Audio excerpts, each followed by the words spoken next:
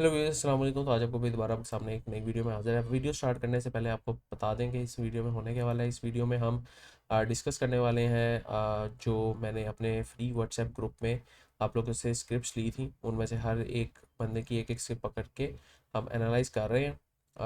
तो उसके बारे में हमारे पास जो सारी चीज़ें होंगी वो हम देखेंगे। प्लस हम जो आज इंपॉर्टेंट न्यूज़ कुछ डिस्कस करने वाले हैं, वो न्यूज़ भी तीन चार न्यूज़ है हमारे पास। सबसे पहली न्यूज़ है कि ओजीटीसी starts oil and gas production from Kharo one well. तो ओजीटीसी ने प्रोडक्शन स्टार्ट कर दिया खारो वन के जो कुआं हैं वहाँ पे। और यहाँ पे हम देख सकते हैं डिटेल्स के 20 बैरल्स पर डे ये बना रहा है। 5 million standard cubic feet of gas. और ये सारी आप इंफॉर्मेशन पढ़ सकते हैं। तो इसका इम्पैक्ट क्या आ सकता है, इसकी अर्निंग पे इम्पैक्ट आ सकता है, इसका अच्छा ग्रो हो सकती है। लेकिन अगर इसका हम इम्पैक्ट देखें इसके चार्ट पे, तो इसमें चार्ट पे इसका कोई इम्पैक्ट फ़िलहाल नहीं हमें देखने को मिला, क्योंकि ये इतनी बड़ी न्यूज़ भी नहीं है। दूसरी चीज़ ये है कि हमारे पास government slashes EV charging tariff by 45%। तो अ, जो चार्ज था, जो टैरिफ चार्ज कर रहे थे, कर रही थी गवर्नमेंट, उन्होंने वो 45% से डिक्रीज़ कर दिया। तो इसका फ़ायदा क्या होगा, ये आप सारी इन्फॉर्मेशन पढ़ सकते हैं। इसका फ़ायदा क्या होने वाला है, जो तक मुझे लगता है इसका फ़ायदा आपको हपको में दिख सकता है और सेज़ियो में दिख सकता है। अल्टीमेटली ये कदम क्यों उठाया जाता है, ये ईवीज़ और बीवाईडी जो हमारे पास कंपनी है, ये इनको सपोर्ट करने के लिए उठाया जाता है। तो हमने यहाँ पर देखा है the revise tax tariff reduce the cost of electricity for EV charging station from 71.1 rupees to 39.4 per unit. और हमारे पास ये कोई पर्सनैलिटी लगा रही, set the high electricity rates and a lack of regulation support has previously hindered the growth of charging infrastructure across the country। तो ये किया क्यों गया, ताकि जो हिंड्रेंस आ रही है ग्रोथ में वो ना आ सके चार्जिंग इंफ्रास्ट्रक्चर की। अ, इसके बाद मजीद कुछ चीज़ें updating on the energy sectors performance लगा रही, एडेड दैट द सर्कुलर डेब्ट had been reduce to 12 billion to 368 billion during the first 5 months of fall year 2024 to 2025। तो जो गवर्नमेंट डेब्ट था वो भी इन्होंने पे आउट कर रहे हैं, जो कि आईपीपीज के लिए भी अच्छी चीज़ हो सकती है ये। तो एनर्जी सेक्टर के बारे में ये डिस्कस कर रहे हैं। तो अल्टीमेटली अगर तो मज़ीद ये पे आउट करते हैं आईपीपीज को, तो आईपीपीज के डिविडेंड्स में इंक्रीज हमें देखने को मिल सकता है। तीसरी चीज़ ये है कि UBL converts all conventional branches in KP Balochistan to Islamic banking. जो भी कन्वर्शन ब्रांचेस खैबर पख्तूनख्वा में थी और बलूचिस्तान में थी, उन्होंने इस्लामिक बैंकिंग में कन्वर्ट कर दिया। अब सारे कन्वेंशनल बैंक इस्लामिक बैंकिंग की तरफ क्यों जा रहे हैं, उसकी मेन वजह यह है कि मोस्टली जो लोग हैं वो अलर्ट हो गए हैं इस्लामिक और कन्वेंशनल बैंकिंग से। तो लोग मोस्टली जो प्रेफर कर रहे हैं वो इस्लामिक बैंकिंग को प्रेफर कर रहे हैं। जिस तरह मिज़ान बैंक हो गया, फैसल बैंक हो गया, हमने उनके डिपॉजिट्स में काफ़ी ज़्यादा इंक्रीज़ देखने को मिला है। As of 2023, Pakistan's Islamic finance sector comprise of 21% of the total banking industry। 21% banking industry हमारे पास एज ऑफ 2023 थी।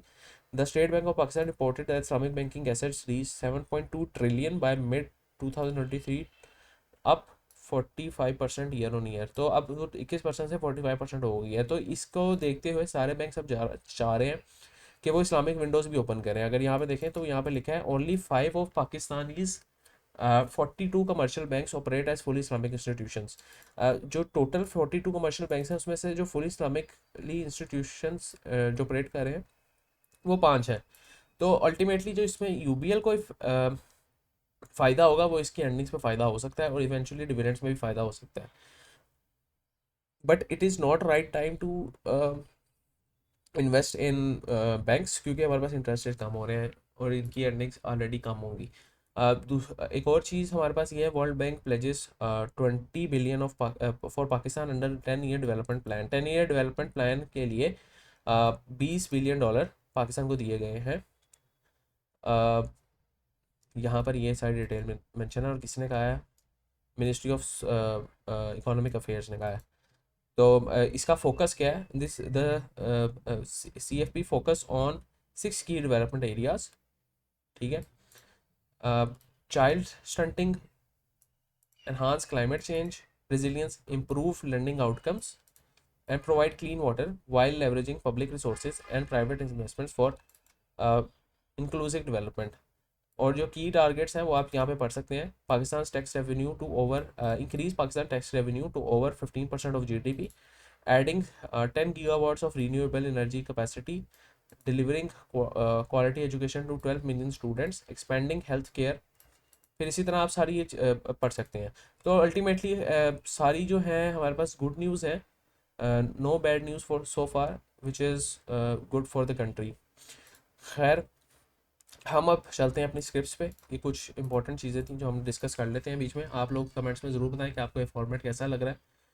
रोज़ थोड़ी बहुत न्यूज़ देखना और उसके बारे में आपको बताना और आपकी स्क्रिप्ट एनालाइज करना। डिस्क्रिप्शन में लिंक है व्हाट्सएप ग्रुप का, तो अभी तक ज्वाइन नहीं किया तो कर लें। अच्छा, ट्रीट ट्रीट मुझे काफ़ी डीएम्स भी आ रहे थे, तो मैंने सोचा उसके बारे में, ट्रीट कॉरपोरेशन के बारे में एक बना ले वीडियो।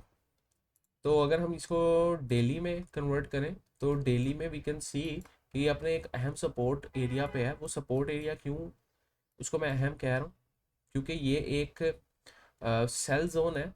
ये छोटा सा सेल जोन समझ लें, ये ऑर्डर ब्लॉक समझ लें, ये एक सेल जोन है बिफोर अ गुड बाय। इस सेल जोन से टकरा कर इतनी बड़ी बाइंग देखने को मिली है जो कि 28% अप है। तो जो स्मार्ट मनी होती है हम ये एक्सपेक्ट कर रहे होते हैं कि वो दोबारा वहाँ से बाइंग जनरेट करेगी।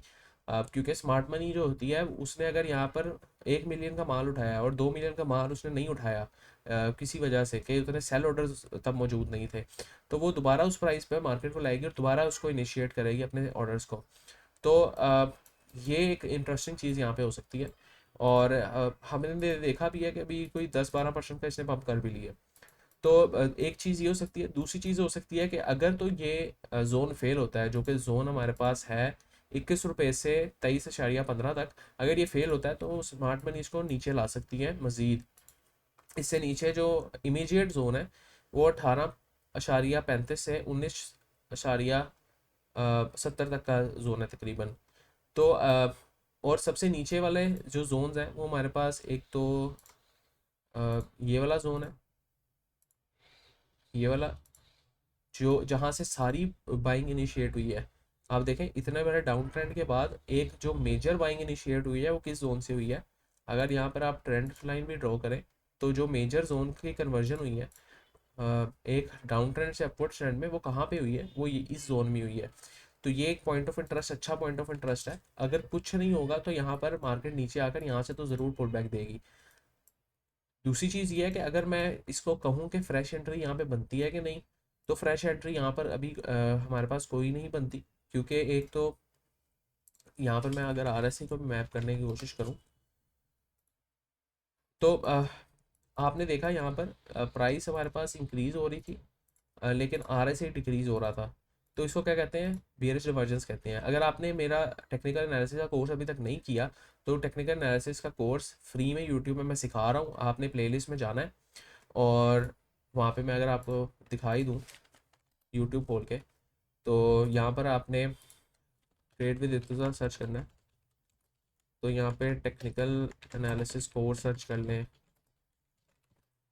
या कुछ भी सर्च कर लें तो आपके सामने या तो मेरा चैनल आ जाएगा या तो मेरा इस तरह की वीडियोस आ जाएंगी टेक्निकल एनालिसिस की। आपने यहाँ पर जाना है, ये तो ये वीडियो है, ठीक है। इसके बाद आपने यहाँ पर ये दूसरा पार्ट भी है, ये व्हाट्सएप का लिंक भी है मेरा, यहाँ पे देख सकते हैं। अच्छा, यहाँ पर आप बेशक चैनल में जाके प्लेलिस्ट में चले जाएँ, चैनल में जाके प्लेलिस्ट में चले जाएँ तो हमारे पास यहाँ पर एक पहली प्लेलिस्ट मैंने बनाई हुई है, premium free technical smart money concepts का कोर्स।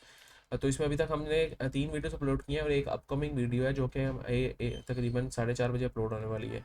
वीडियो मैं 4 बजे बना रहा हूँ, तो वो भी अपलोड हो जाएगी, तो आप ये देख सकते हैं। इसमें मैंने बहुत डेप्थ में इंफॉर्मेशन सारी दी है।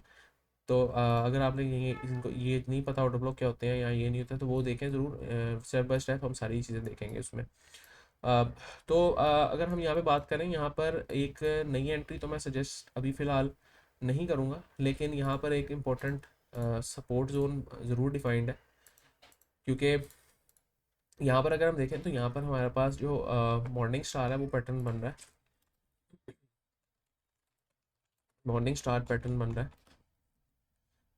तो ये देखें, ये 3 कैंडल्स का पैटर्न होता है, red candle, then doji type of candle, then blue green candle. तो ये red candle, doji type of candle and green candle, ये आल्दो एक अच्छा आपके लिए सपोर्ट जोन काम कर सकता है। जो लोग थोड़ा सा रिस्क लेना चाहते हैं उनके लिए यहाँ पे एंट्री मैं सजेस्ट कर दूँ।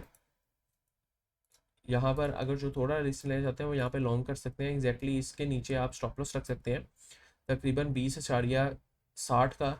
और जो टीपी पहला आपका रहेगा वो आपका जो मतलब 1:1 का टीपी बनता है वो 26.80 का बनता है। लेकिन आप इसमें बीच में भी प्रॉफिट टेकिंग कर सकते हैं। लाइक अगर आपको 2-3% का प्रॉफिट हो रहा है, 4-5% का प्रॉफिट हो रहा है, तो आप वहाँ पे प्रॉफिट टेकिंग कर सकते हैं। जो पहला प्रॉफिट टेकिंग का एरिया बन सकता है वो ये हॉरिजॉन्टल लाइन में ड्रॉ करता हूँ, वो बन सकता है 24.40 का।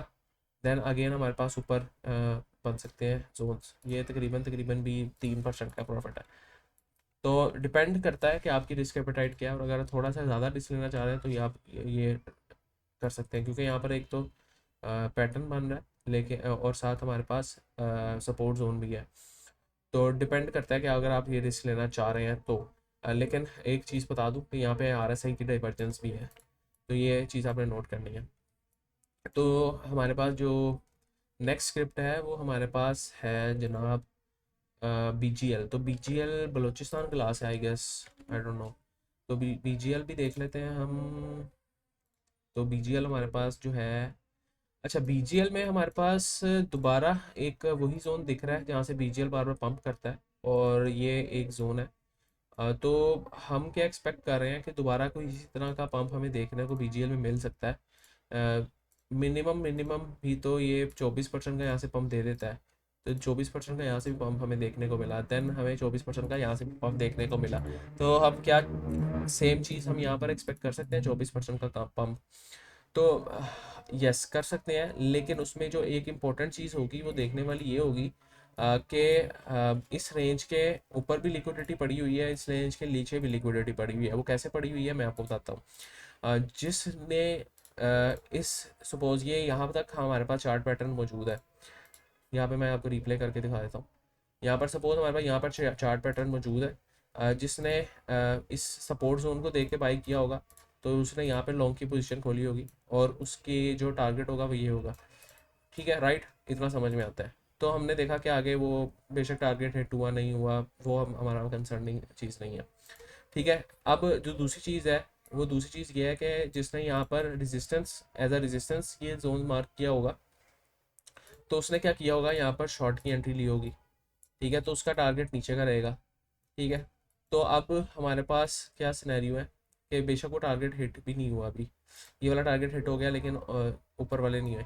ठीक है, तो अब इसी तरह जितने भी शॉर्ट लॉन्ग खुल रहे हैं ना, तो हमारे पास क्या हो रहा है, हमारे पास लिक्विडिटी क्रिएट हो रही है। लिक्विडिटी कैसे क्रिएट हो रही है, हमारे पास जो लिक्विडिटी क्रिएट हो रही है वो हमारे पास ये स्टॉप लॉसेस जो पड़े हैं ये लिक्विडिटी का काम कर रहे हैं, ये स्टॉप लॉसेस जो पड़े हैं ये लिक्विडिटी का काम कर रहे हैं। तो यहाँ पर लिक्विडिटी क्रिएट हो रही है। सेम सिनेरियो यहाँ पे भी जिसने लॉन्ग किया होगा यहाँ पे लिक्विडिटी पड़ी होगी, यहाँ पर जिसने शॉर्ट किया होगा यहाँ पे लिक्विडिटी पड़ी होगी, यहाँ पर जिसने लॉन्ग किया होगा यहाँ पर लिक्विडिटी पड़ी होगी। तो जब मार्केट इस तरह के कंसोलिडेशन फेज में जाती है तो कहीं ना कहीं एक जगह पे ब्रेकआउट जरूर देती है वहाँ की लिक्विडिटीज लेने के लिए। तो मैं हमेशा यही सजेस्ट करता हूँ, अगर कंसोलिडेशन बॉक्स में आप ट्रेड कर रहे हैं तो वो रिस्कियर ट्रेड होती है दूसरों से। तो अगर आप थोड़ा सा रिस्क लेना चाहते हैं तो इस कंसोलिडेशन बॉक्स को ट्रेड कर सकते हैं। इस यहाँ पर लॉन्ग की पोजीशन खोल के नीचे स्टॉप लॉस रख के इसका टारगेट रख सकते हैं, या मिनिमम इस हाई का टारगेट रख सकते हैं 1:1 तक का, जो कि 13.17 के करीब करीब जाता है, और यहाँ पर 10.80 का स्टॉप लॉस है। लेकिन ये रिस्की ट्रेड होने वाली है, तो मैं जो हमेशा ट्रेड करता हूँ वो कंसोलिडेशन बॉक्सेस के ब्रेकआउट्स को ट्रेड करता हूँ। तो ब्रेकआउट्स हमारे पास थोड़े ज़्यादा रिलायबल होते हैं क्योंकि एक मार्केट की डायरेक्शन हमें समझ में आ रही होती है। खैर अभी फ़िलहाल ये स्क्रिप्ट थोड़ा रिस्की है हमारे लिए। अगर मैं यहाँ पे डबल बॉटम्स और RSI को मैप करूँ तो यहाँ पर मैं ड्राइंग्स को रिमूव कर दूँ। अगर यहाँ पे मैं देखूँ तो डबल बॉटम्स और RSI तकरीबन, अगर हम इसको डबल बॉटम मान लें और RSI हमें अगर इसको मान लें तो इसमें भी हमें डाइवर्जेंस देखने को मिल रही है, जिसका मतलब ये है कि बेरिश ट्रेंड थोड़ा स्ट्रॉन्ग है। ठीक है, तो ये नीचे मज़ीद जा सकता है। तो ये भी आप नोट कर लें ज़रूर यहाँ पे रिस्क लेने से पहले। ठीक है, तो ये स्क्रिप्ट भी हमारे पास हो गई है, प्लस हमारे पास एच कार है। एच कार भी हम डिस्कस कर लेते हैं। अच्छा, एच कार भी हमारे पास कुछ उसी तरह की सिचुएशन दिख रही है, तकरीबन डबल टॉप की फॉर्मेशन देकर नीचे आया है। तो डबल टॉप में हमें यहाँ पर भी देखने को मिला है कि यहाँ पर जो ट्रिपल डबल टॉप या ट्रिपल टॉप समझ लें, ट्रिपल टॉप बने थे, जो उसमें डाइवर्जेंस बनी हुई थी, ये बिल्कुल सीधे ट्रिपल टॉप है, लेकिन RSI नीचे की तरफ जा रही है। तो इसका मतलब ये है सेलिंग प्रेशर आ रहा है। तो उसके बाद हमने देखा भी कि ये तकरीबन तकरीबन 15% गिरा। तो क्या अब हमारे पास यहाँ पे सपोर्ट जोन बनती है कि नहीं, वो भी हम देख लेते हैं। अगर हम यहाँ पे दोबारा देखें, अगर इसको डबल टॉप ना ही कंसीडर करें, अगर यहाँ पर सॉरी इसको ट्रिपल टॉप ना कंसीडर करें और इसी को डबल टॉप्स कंसीडर कर लें, तो ये डबल टॉप्स में भी हमें डाइवर्जेंस देखने को मिल रही है, जिसकी वजह से दोबारा मार्केट 11% गिरी है। तो अब हमारा क्या सिनेरियो बन सकता है, अब एक तो थोड़ा रिस्कियर सिनेरियो बन सकता है कि अगर हम इसको एज अ रेंज कंसिडर करें, तो हमारे पास एक ये रेंज बनती है और हम इस रेंज में ट्रेड करने की कोशिश करें, तो हमारे पास एक रिस्कियर अप्रोच ये बनती है कि ये जो हमारे पास एक पॉइंट ऑफ इंटरेस्ट पड़ा हुआ है, जो कि ये ऑर्डर ब्लॉक पड़ा हुआ है यहाँ पर, तो अगर हम इसको ट्रेड करने की कोशिश करें तो वो एक हमारे पास ट्रेड बन सकती है। यहाँ पर अगर हम इस पॉइंट पे टच होने पे लॉन्ग की पोजीशन बनाएं और ये लिक्विडिटी का स्टॉप लॉस रखें या इस वीक का नीचे स्टॉप लॉस रखें, तकरीबन 281 का स्टॉप लॉस रखें, 281.65 का, और 1:1 मिनिमम टारगेट रखें 327 का, तो ये भी एक रिस्की ट्रेड बन सकती है। तो रिस्क आप लोगों ने खुद मैनेज करना होता है, मैं बस आपको बता सकता हूँ कि ये चीज़ें यहाँ पर बनती हैं। तो इसमें अगर तो ये इस जोन को ब्रेकआउट देगा तो मज़ीद नीचे कहाँ तक आ सकता है, मज़ीद नीचे इस ऑर्डर फ्लो तक आ सकता है, ब्रेक डाउन देगा सॉरी, तो वो 251 से 275 तक बन सकता है, जो कि हमने देखा है एक मेजर सपोर्ट एरिया भी है। तो ये ज़रूर नज़र में अपने रखना है आप लोगों ने। अब बाकी एच कार के बारे में हमें पॉजिटिव न्यूज़ भी देखने को मिल रही हैं कि इसकी अर्निंग्स इंक्रीज़ हुई हैं, तो फंडामेंटली भी आप इसको चेक कर सकते हैं, क्योंकि fundamentals are always greater than technicals, ये भी देख सकते हैं आप। मज़ीद हमारे पास हपको है। हपको के बारे में भी हमने न्यूज़ पढ़ी है, सॉरी हपको के बारे में नहीं पढ़ी हमने, हमने पढ़ी है BYDs और उस पर जो टैरिफ कम हुआ है उसके बारे में पढ़ी है। तो डेली में आपको मैंने खोल लिया, तो हफ्तों में पहले भी मैंने एनालिसिस किया था, मैंने तब आई गेस कहा था कि ये लेवल जब तक ब्रेक नहीं होगा मैं इसमें एंट्री नहीं लूँगा, तो ये लेवल ब्रेक हो चुका है। तो ये लेवल चूँकि ब्रेक हो चुका है, लेकिन यहाँ पर इसको सस्टेन करना लाजमी है। हम देखें यहाँ पर इसने बुलिश पेनेट टाइप पैटर्न बनाया है। अगर मैं आपको पैटर्न्स दिखाऊँ, पैटर्न्स अगर आप लोगों ने नहीं देखा तो अगेन यहाँ पर जाना है, सॉरी मैं आपको खोल के दिखाता हूँ। तो यहाँ पर आपने जाना है चार्ट पैटर्न्स, ट्रेड विद इर्तिज़ा खोल लेना। तो यहाँ पर मेरी जो वीडियो आ रही है ना, ये चार्ट पैटर्न्स पे मैंने अभी वीडियो प्रीमियर होने लगी है, बस ये चार्ट पैटर्न्स पे है मेरी वीडियोस, ये देखें ठीक है, तो ये भी देख लेना मस्ट। तो चार्ट पैटर्न्स पे बुलिश पेनेंट पैटर्न बन रहा है, तकरीबन इसका जो हाई है ये है, तो इसके इजी टारगेट्स बन सकते हैं इस हाई तक के। तो ये ज़रूर मस्ट देख लेना कि यहाँ पर अच्छा ब्रेकआउट देखने को मिला है। जो मैं फिर भी इसमें सेफ एंट्री कंसिडर करूँगा ना, वो मैं यहाँ पर कंसिडर करूँगा कि ये हाई तोड़ेगा 140 का, तो मैं इसमें जो है एक लॉन्ग की पोजीशन बना सकता हूँ।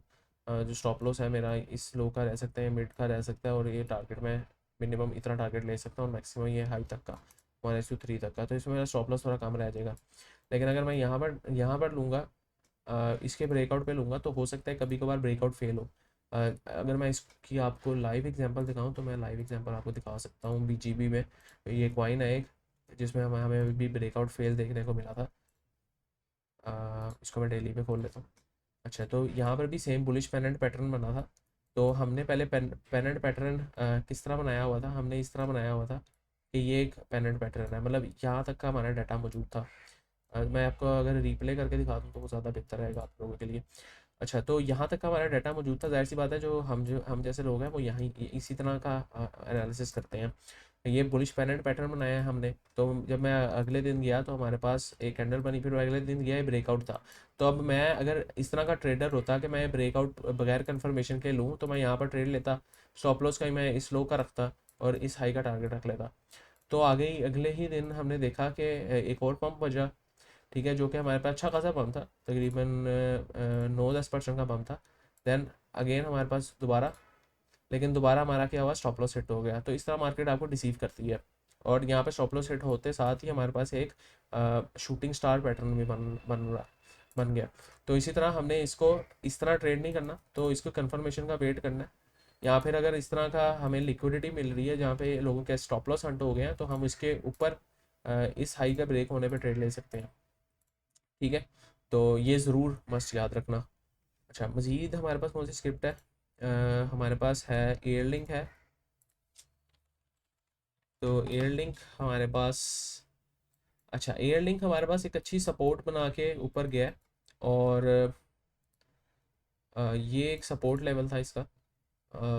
वो क्यों था, वो इसलिए था क्योंकि यहाँ से हमें एक बड़ा मूव देखने को मिला है 28% का। तो ये एक अच्छा सपोर्ट लेवल बिहेव करता है। तो अभी फ़िलहाल न्यू एंट्री नॉट सजेस्टेड, क्योंकि इसमें सेलिंग प्रेशर है अभी भी। वी कैन सी कि हमारे पास यहाँ पर ट्रेंड इंक्रीज हो रहा है, लेकिन हमारे पास RSI डिक्रीज हो रहा है, जो कि इवेंचुअली हमारे पास एक बेयरिश डाइवर्जेंस है। तो ये चीज़ भी आप लोगों ने मस्ट नोट करनी है, ठीक है। अब आगे अगर हम देखें तो हमारे पास नेक्स्ट स्क्रिप्ट जो है वो है हेलियन है। तो हेलियन भी हम डिस्कस कर लेते हैं। सॉरी, हेलियन नहीं है, हाला इंटरप्राइजेस है। तो हाला इंटरप्राइजेस हम डिस्कस कर लेते हैं। मैं इस स्टॉक में पहले मैं इसको देख रहा हूँ कि इसका फ्री फ्लोट कितना है। मुझे इसका फ्री फ्लोट कम लग रहा है, या फिर समझ नहीं आ रही इसका फ्री फ्लोट कि ये ट्रेडिंग वाला स्टॉक है भी कि नहीं। इसका फ्री फ्लोट ही 12% है। इसको ट्रेडिंग के लिए कंसिडर ना करें तो बेहतर होगा। इस पर मैं एनालिसिस नहीं कर रहा, इस पर ट्रेडिंग इस पर बनती ही नहीं है। ये तो मैनिपुलेटिव है बहुत ज़्यादा। अच्छा, नेक्स्ट हमारे पास जो प्रीमियम मेंबर्स ने कुछ स्क्रिप्ट्स कही थी वो हम देख लेते हैं। हमारे पास उसमें जो मेजर स्क्रिप्ट है ना वो एंग्रो होल्डिंग्स है। लोगों का बहुत सारा इस पे वो है, लोग बहुत ज़्यादा इस पे मुझे कह रहे हैं कि एंग्रो होल्डिंग्स का क्या करना चाहिए। तो हमने यहाँ पर देखा है कि एंग्रो होल्डिंग्स का भी आज जो शेयर है डेली में अगर देखें तो दोबारा इसको तकरीबन तकरीबन लोअर लॉक लगा है। तो इसके बारे में मैं क्या करना चाहिए एंग्रो होल्डिंग्स के बारे में। तो एंग्रो होल्डिंग्स के बारे में हमें यहाँ पर एक कंसोलिडेशन बॉक्स बना हुआ था जो कि ब्रेक डाउन हो गया। तो हमें कहीं एक इसी तरह का सपोर्ट लेवल चाहिए जहाँ से बार बार सपोर्ट ले, तो हम वहाँ पर इसको एंटर कर सकें। कभी भी ट्राई नहीं करना, वो कहते हैं ना, don't try to catch the falling knife, उसमें आप ही ज़ख्मी होंगे, ठीक है। तो यहाँ पर आपने कभी भी इसको बाय करने का ट्राई नहीं करना।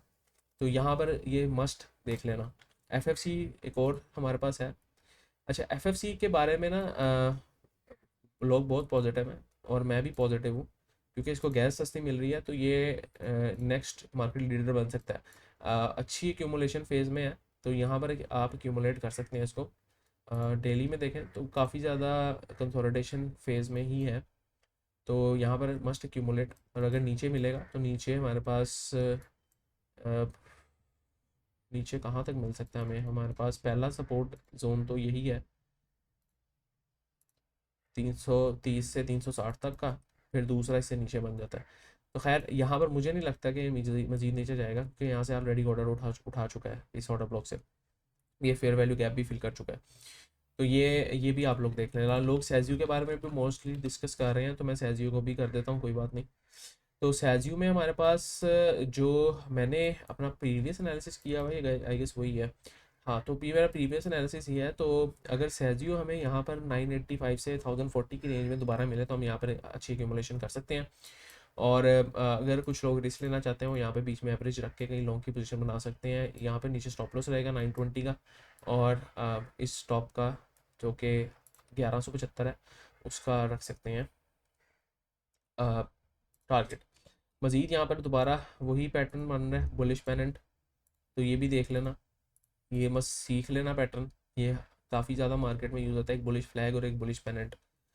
तो या दैट्स इट फॉर टुडे, और काफ़ी ज़्यादा स्क्रिप्ट डिस्कस कर लिए हैं, काफ़ी ज़्यादा टेक्निकल नॉलेज हो गया है।